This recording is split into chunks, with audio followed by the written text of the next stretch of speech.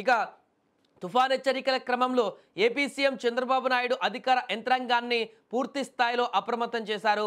ప్రజలకు ఎప్పటికప్పుడు SMS, వాట్సాప్ల ద్వారా సమాచారాన్ని కూడా అందించాలని, కమ్యూనికేషన్ వ్యవస్థలకు అంతరాయం కలగకుండా చూడాలని కూడా ఆదేశించారు. సహాయక చర్యల కోసం SDRF, NDRF బృందాలను కీలక జిల్లాలలో మోహరించారు. తీర ప్రాంత ప్రజలను సురక్షిత ప్రాంతాలకు తరలించేటువంటి పనులు కూడా ప్రారంభమయ్యాయి. చెట్లు కూలినా, విద్యుత్ స్తంభాలు పడిపోయినా వెంటనే తొలగించేందుకు ప్రత్యేక బృందాలు కూడా సిద్ధంగా ఉన్నాయి. వాటిని కూడా ఏర్పాటు చేశారు. బలమైనటువంటి గాలులతో ఇళ్ల కప్పులు కానీ, ఆ తీర ప్రాంతాలలో కానీ ఇల్లు కానీ ఇంకేదైనా నిర్మాణాలు కానీ కూలిపోయినా, లేకుంటే అక్కడ గాలి తీవ్రతకు ఇబ్బందికరమైనటువంటి పరిస్థితులు ఏర్పడ్డా కూడా వెంటనే అక్కడ ఉన్నటువంటి ప్రజలను రెస్క్యూ చేసేందుకు కూడా ఈ యొక్క బృందాలు అప్రమత్తంగా ఉంటాయి. ఏదేమైనా కూడా రాష్ట్ర వ్యాప్తంగా కూడా ఈ యొక్క తుఫాన్ ఎఫెక్ట్ అయితే కనపడుతుంది. ముఖ్యంగా 14 జిల్లాలలో రేపటి వరకు రెడ్ అలర్ట్గా కొనసాగేటువంటి అవకాశం ఉంది.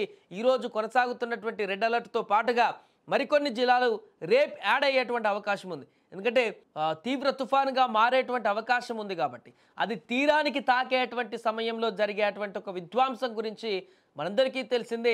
పూర్తిగా అలలు ఎగిసిపడమే కాదు, అల్లకల్లోలంగా మారుతుంది తీర ప్రాంతం అంతా కూడా. గతంలో వచ్చినటువంటి తుఫాన్ల సందర్భం కూడా అలాగే జరిగింది. ఎక్కడైతే అది తీరాన్ని తాకుతుందో, ఆ తుఫాను ఏ ప్రాంతం వద్ద అయితే తీరానికి చేరుకుంటుందో ఆ ప్రాంతం వద్ద మాత్రం దీని తీవ్రత మరింత ఎక్కువగా ఉంటుంది. అందుకే కాకినాడ ప్రాంతంలో ఈ యొక్క తుఫాను తీరం దాటేటువంటి అవకాశం ఉందంటూ చెప్తున్నారు. కాబట్టి గంటకు 90 నుంచి 100 కిలోమీటర్ల వేగంతో ఊహించండి ఒకసారి. అంత వేగంతో గాలులు కనుక వీస్తే అక్కడ మనుషులు కూడా గాల్లోకి ఎగిరేటువంటి పరిస్థితి ఉంటుంది. అంత తీవ్రత ఆ యొక్క గాలుల తీవ్రత అక్కడ ఉంటుంది. కాబట్టి ఇప్పటికే తీర ప్రాంత ప్రజలందరూ కూడా అప్రమత్తం చేశారు. కొత్తగా పర్యాటకుల్ని అంతా కూడా ఆంధ్రప్రదేశ్ తీర ప్రాంత అన్ని ప్రాంతాలలో కూడా ఇప్పటికే పర్యాటకులు కూడా అటువైపు రాకూడదంటూ కూడా హెచ్చరిక బోర్డులు పెట్టారు. చాలా ప్రాంతాలలో పూర్తిగా తీర ప్రాంతం అంతా కూడా అటువైపు ఎవరిని వెల్లడేయకుండా కూడా భద్రతను ఏర్పాటు చేశారు. పూర్తిగా అన్ని రకాల చర్యలు తీసుకుంటూ ఈ తుఫాన్ను ఎదుర్కొనేందుకు పూర్తి స్థాయిలో ప్రభుత్వం అయితే సిద్ధంగా ఉందని చెప్పొచ్చు.